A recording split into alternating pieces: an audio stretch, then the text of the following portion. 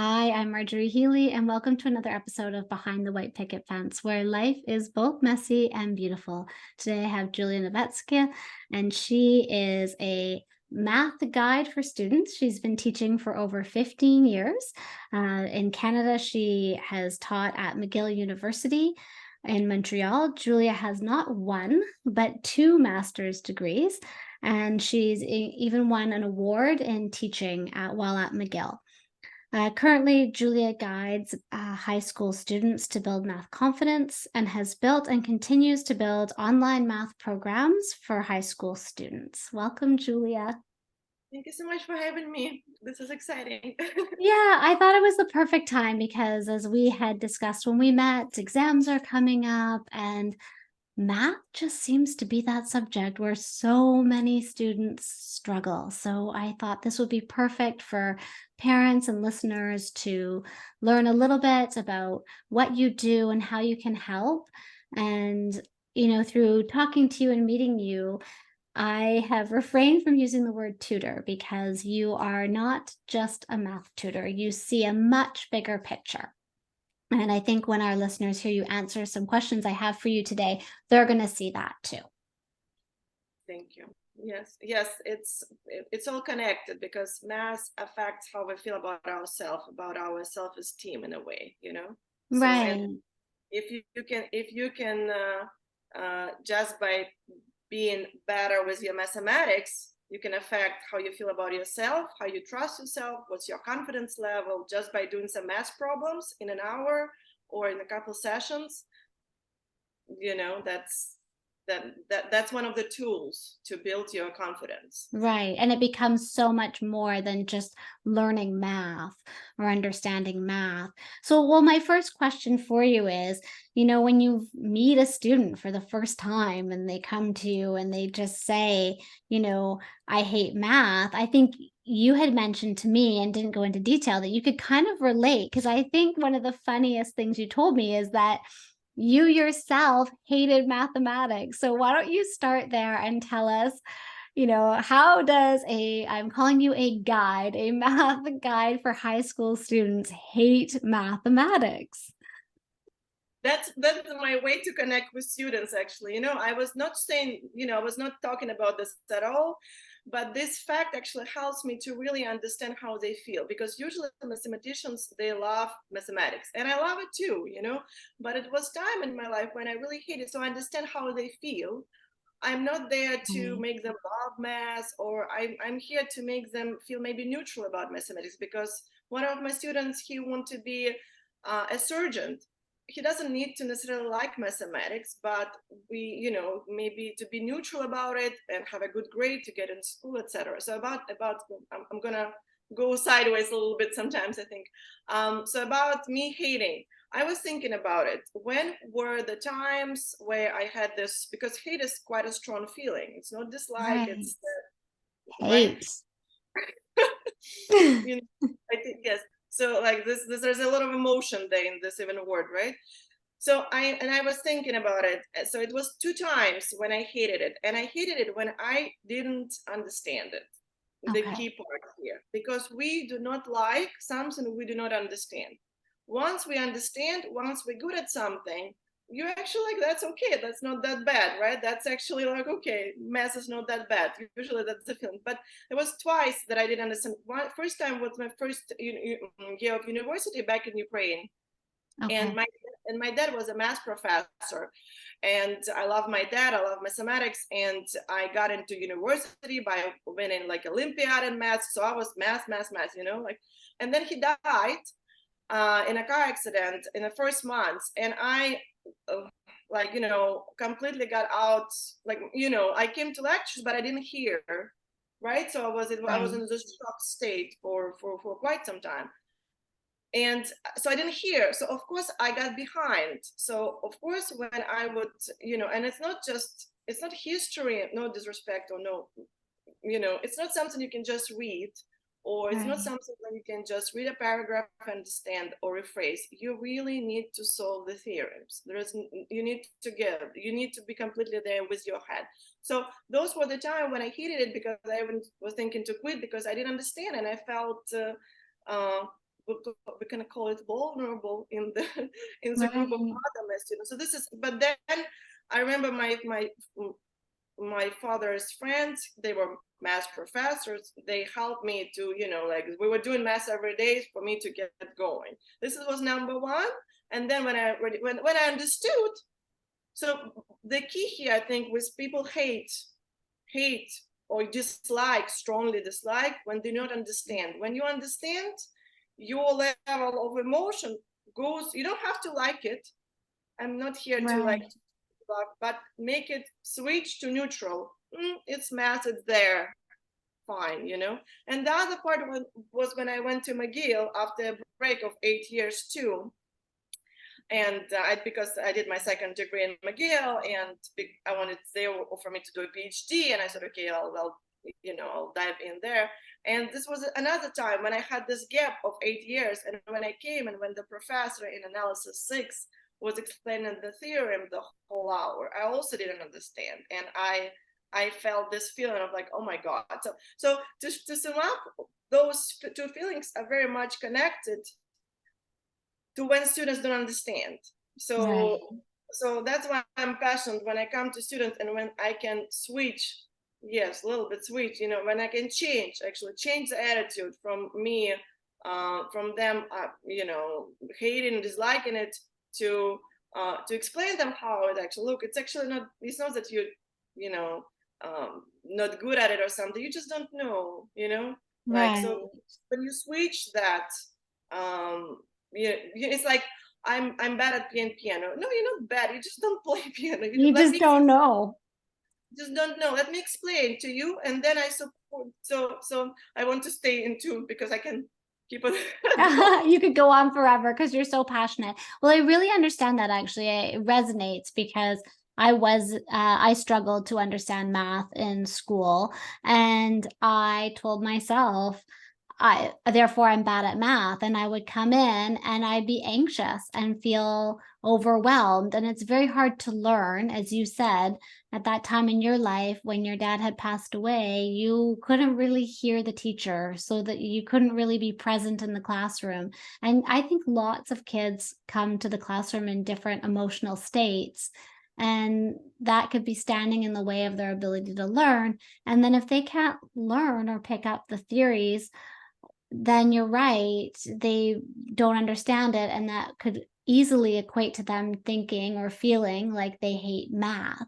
Yet you could come in and teach them, and then they could realize, oh, okay, maybe it's not a love, but now that I understand it, I can do it. Yes, absolutely. And you said about this being anxious, right? Students, we cannot be when our cortisol level. Well, I don't want to go into this biology, but when we stress, right? When we Right. stress, our cortisol goes up. We cannot be creative. Right. So in fact, a lot of I don't want to go into art, but a lot of people who were doing this art, they were actually from rich families, so they can Mm, relax and and be creative. You cannot be right. super creative when you're super stressed. So you need to, Right. but you can go to a state. But the beauty about mathematics in a way that that mathematics can help you to get from your emotional state into your logic state, because this is, yeah, but I don't get. That's okay. No, it's fine to say that. I mean, I think that in many ways, math is a language that we just need to learn. And when we can be relaxed in a calm state, we can do that. And I think one of my questions I had for you, and I think you sort of answered it, but I'd love for you to elaborate, is you said, once I understood the material, I could calm down and relax long enough to continue to learn it. And because you had that experience, you can really understand students who feel that way. Because I said to you, well, what do you do with an overwhelmed student?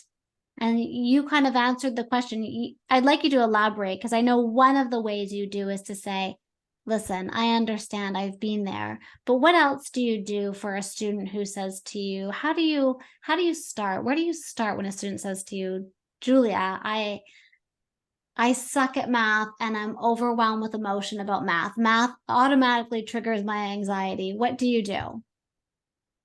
Thank you for this question, because this, thank you. So number one, when right away, when they say 99% of students will tell me right away, I'm not good at math, or, I suck at math. Right away, for me, it's like, I come. First of all, before I even start talking, they feel my energy. Well, and it's better be my warm energy, like, or usually, because I always want to help, and I understand that students feel, right? And so okay, just to start, when they say, I'm not good in math, I usually tell them, okay, let's not say you're not good in math, maybe just didn't have a good experience. And it's not like we are taking away responsibility from them, but just a little, okay, let's look at this from this angle.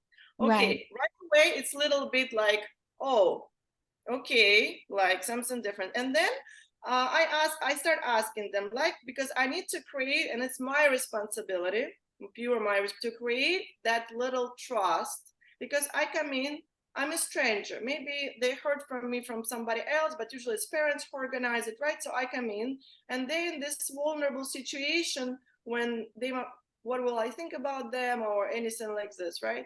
And so my responsibility is to create a space where they can start to little bit relax and open up and really tell me, like, okay, maybe can we go over this? But it's also, I'll start asking them questions, like, what's you guys doing? When is the next test? Okay, what is the material? So we kind of like have this like pre, A pre-game pregame talk. begin to again. Then I said, like, oh, like equations. Oh, like, and I will tell them, they're easy. I will now show you like an easy way to do it. Like, we just need like 10 questions. All this topic is like, we just need 10 questions.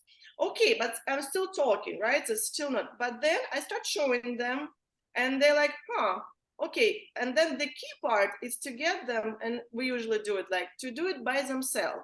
One time, second time, and then at some point, because questions are usually small, they're not very big. They start doing the question, and they did it, and they're like, huh, I did it, it's right. And then second, third, fourth, fifth. Number one, I start around like second, third, first, start telling them without how this called sugar, without putting like, because students feel, right, when you're trying to be super nice or something like this. Tell them, they're like, look how, yes, look, great, excellent. Start doing this, and this.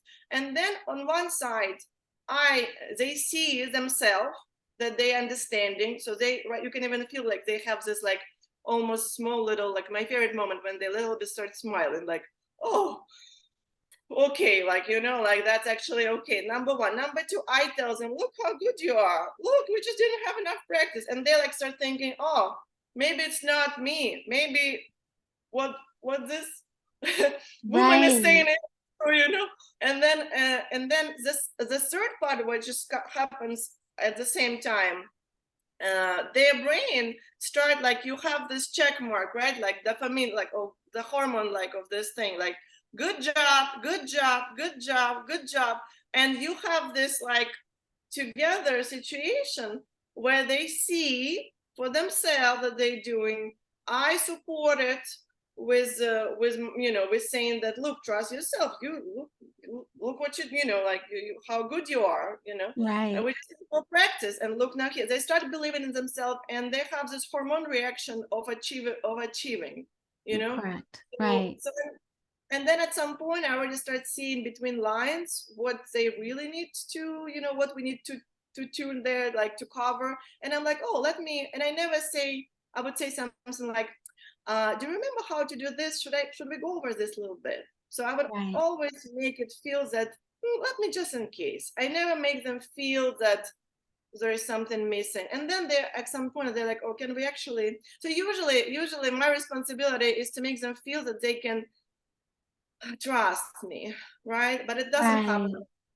But what I love about what you said is that they stop looking at themselves as a poor math student, and they start to just see they just didn't understand the material. And once they understand the material, through a relationship of trust with you, they also then in turn start to trust themselves and realize, oh, I was attributing this to there being something wrong with me, but there was nothing wrong with them. They just didn't understand. they just didn't know. Yeah, they just didn't.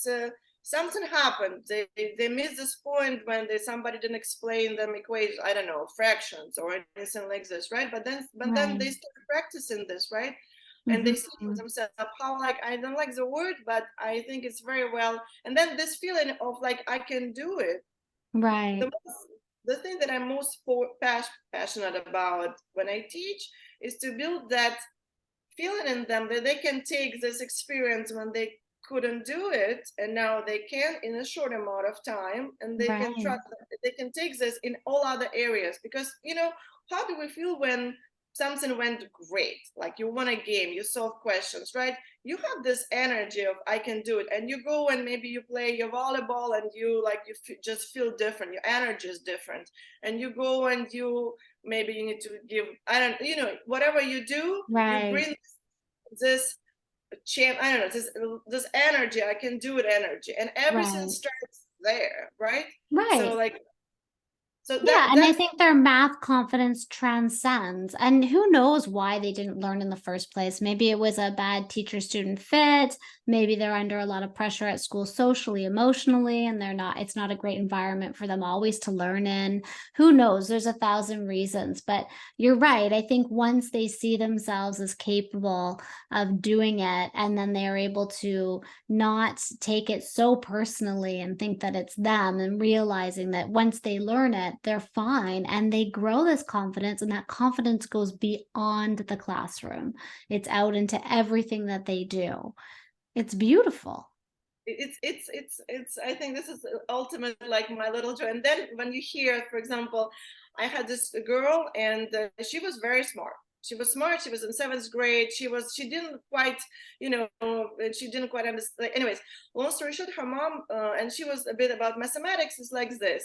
Her mom, we did math for some time, and then we stopped because she was already like very good, etc. Right? So like, and then her mom messaged me. We kind of stay in touch. Usually, like my families I teach is, I'm very grateful for them. And then we Right. continue to stay in touch. And then she said, like, she told me after, she just messaged me, mom, that I don't want to say the name of the student, that she Of just came course. to me and she said that she started liking math again. And then Oh, she said, Julia, I think whatever you do, this math confidence. I'm gonna use this word because I don't know how to substitute. Bleeds into all other areas in life. I don't know how to that's a the word. perfect way to explain it, though.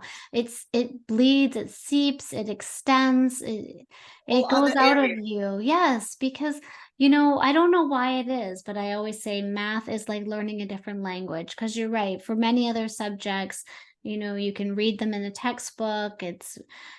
It's reading, it's writing, it goes across a lot of subjects, but math is unique. It's like learning another language and understanding theories that are different than reading in a textbook. So Mhm. I think a lot of kids get hooked up here, and I think it affects their confidence in many areas of their lives. They think that they're not smart. They walk away with that feeling. And this is horrible. And like, I think nobody, and if there's, you know, could be like one session or a couple math questions. Like I start thinking about another thing that they also very important skill about what math teaches you is to not afraid to make mistakes. But like I'll come back to this in a Right. second. How they feel about this? If there is like, what if we can spend 1 hour we can spend by doing math and change this perspective about yourself. Just not just talking. Oh, you should not feel it. No, no, no. Because we're actually doing. Uh, Right, through doing it very quickly, you can shift that.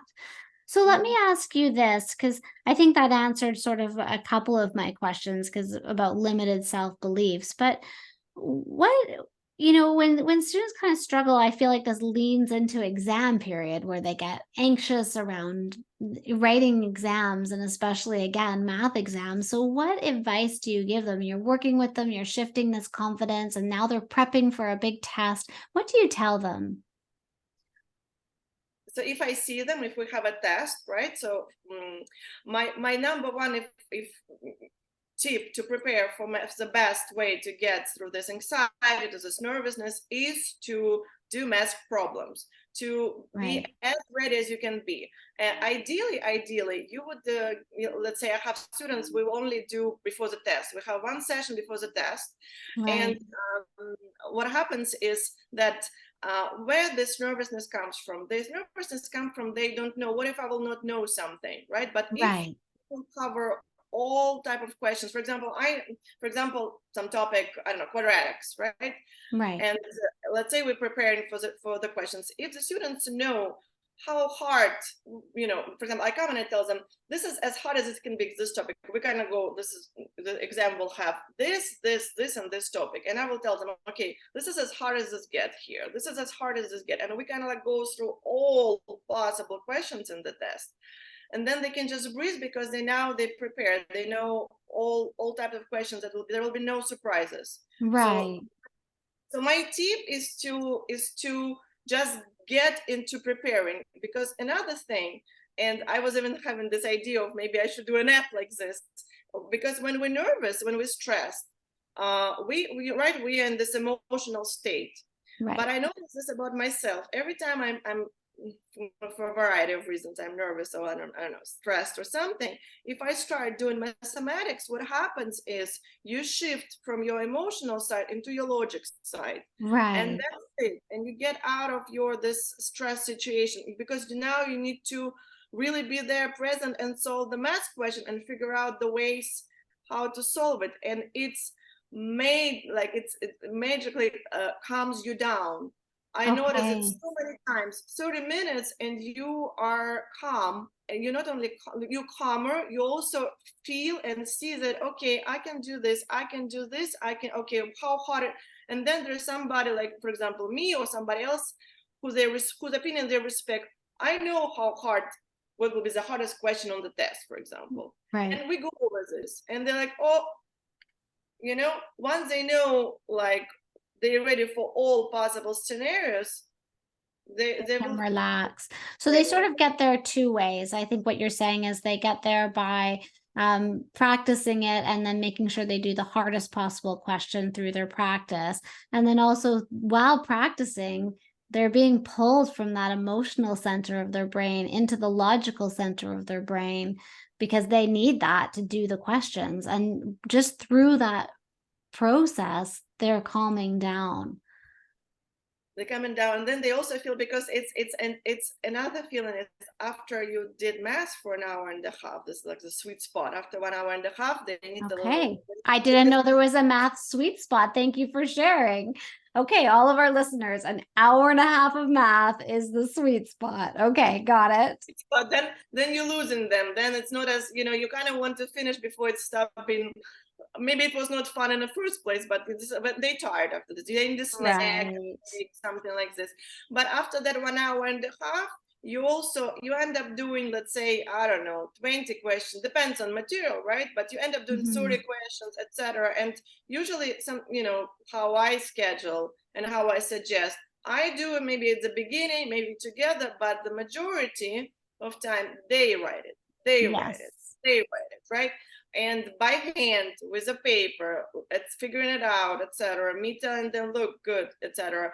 And so this way you have this check mark, good job, good job, good job, good job, good job, good job. So like you have this, you are prepared and you're feeling good about yourself. It's inevitable. Like what is like it's Inevitable. Right. Yeah, no, yeah, it's you can't avoid the good outcome because you've put in the hard work and they've done it, not you've done it. Yeah, whenever I'm learning anything, I always say let me actually hold the pen, let me hold whatever it is I'm doing, let me do it because if you do it for me, I'm just watching you and I'm not learning. Okay, so what advice would you have for parents right now? Because I think a lot of times our parental stress is transferable. It's exams, we want our kids to do well, we're anxious, and I mean, I spend a lot of my sessions with parents calming them down and getting them to breathe and trust that, their children are fine. But what advice do you have for parents of students who are struggling in math? I will suggest them to find someone who will help them, because Right. it just solve it, so like I don't want to make an examples with when you have a tooth pain or anything like this, right? Mm-hmm. But the best, because it can be solved right on the spot. Let's say the student is feeling stressed about some topic, or Mm-hmm. usually what happens is around middle of October, students come with like 65 or 60, and parents start stressing out, right? Right. But it could be it, I have a couple moms who like, we just come back from parents teacher conference and apparently we need a tutor, are you available, like, and like think, and a lot of times it can be fixed right there, like we do a session, I go over this material, right? So my advice to parents who are stressed, get help, get help. I mean, Right. like, I understand it could be maybe expensive, but But find like, maybe it'll be 1 or 2 sessions and you'll have turned the ship around, you'll have righted it, and the student will kind of bridge that gap, right? yes, And yeah, it could change yes, everything. yes. Okay. It could be get help, and very important is the student needs to, and find the one with whom the student that like the Okay. teacher that he likes. It could be, of course, Khan Academies, free resources, but they don't have everything there, number one. And number two, a lot of times, ideally you will when you meet with a student, a person who did it for a while will see, I want to say right away, Right. within first 15 minutes, what is the real problem here? Because it's a lot of times, it's not just, not a lot of times, 150% of times, all times. It's not the topic that, let's say the girl had a test on, I don't know, order of operations, something, ninth grade, and she didn't pass the test. It's not about order, it's about order of operations too, but it's also about, we're gonna go back 2 years before, maybe negatives and positives, maybe fractions, so Mm-hmm. many other things. And you can fix, it's a small topic, it takes 20 minutes to learn fractions, it takes Right. time. So you can, during this one session, you can right away fix it, and there is Mm-hmm. no more problem, the problem is fixed, and then the Right. student understand, and we can do another one here and there, right? Or maybe find, or maybe do watch videos, but we take away this, but the problem is solved. So I would suggest get help, one Mhm. time, 2 times, but I want to, like, very important, the student will not learn from a teacher that he does not like. That's That's very right. important. It's true. I say that to my clients too. We often have my first session, not a session, but before we start any sessions, we have a complimentary, no charge, just a quick conversation. Because if they don't enjoy me as a person or appreciate my style, they might not want to work with me, and that's fine. You want them to work with people that they're very comfortable with. People also, usually it's vice versa. Usually you would not want to work with them either. Oh, that's true. I have yet to find that, but it's true. You might find someone that you don't enjoy also. But I thought you made a really good point. I want to come back to one quick point you made, and then I'll ask you one last question. But I think you made a point about math. Like, it's very important that whoever is the resource support identifies where the holes are, because you're right. The test might have been on order of operations and she may have, or he or she may have failed that test, or the student didn't do well in that section, but that might not be where the hole is. The hole could be back 3 or 4 grades that you missed, something really important, because math is the subject that builds, where you have to remember those steps you learned way back when.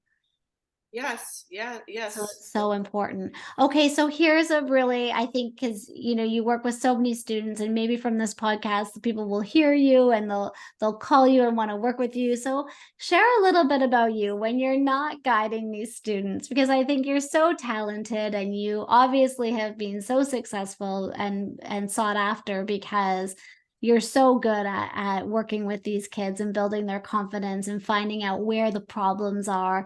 But what do you do when you're not doing this? Let our listeners know a little bit more about Julia, who isn't guiding math. What do you do with your extra time? Thank you for your compliment. I do appreciate them. When I'm not teaching mathematics, I love to travel. I guess we all love to travel, but I spend time, planning it. I'm passionate about wine and Burgundies, and from all my last 4 trips, I went to Burgundy. So I love to do sports. I play tennis. I love to listen to jazz. So for me, I'm not this, I guess, typical mass person who is just mass. So I am, twice a week I go listen to jazz, and I really enjoy this. I love, playing tennis. I love to bike. I love to travel. I spend a lot of time learning about psychology. I almost wanted to also to do a lot of architecture. So I think in short word, I think I'm passionate. I'm always want to learn. One of my values is always learn something new. Right. So, The and this is forever student. yeah, and it helps me because this way we tend to connect with people with same values that us, right? And Right. so my students or your clients, we connect, or we have a build rapport because our values are in sync. And for example, one of my values is intelligence, right? Or curiosity, and et cetera, right? So when we, for example, talk, when I teach students and they travel the world, and we touch on different books, on different psychology, on I almost did another degree in architecture, like one of the families. Well, I was teaching one family, and they have this gorgeous beautiful house. They introduced me to their architect. He's very famous in Vancouver, but I will not say any words. But like I get to talk to, to I'm going sideways, but I think all these extra things that when when I'm not doing mathematics, it helps me to make my math sessions more fun, more relatable. That we don't have. I Right. can give examples from architecture, from jazz, from this, depending on, because the key is not just to teach math. Like for example, for this student who wants to be a trauma surgeon, I will Right. use one example. For somebody else who wants to be like her, build hotels, and we're Mhm. gonna make different examples. But the Right. idea is that I understand them. So and it's on.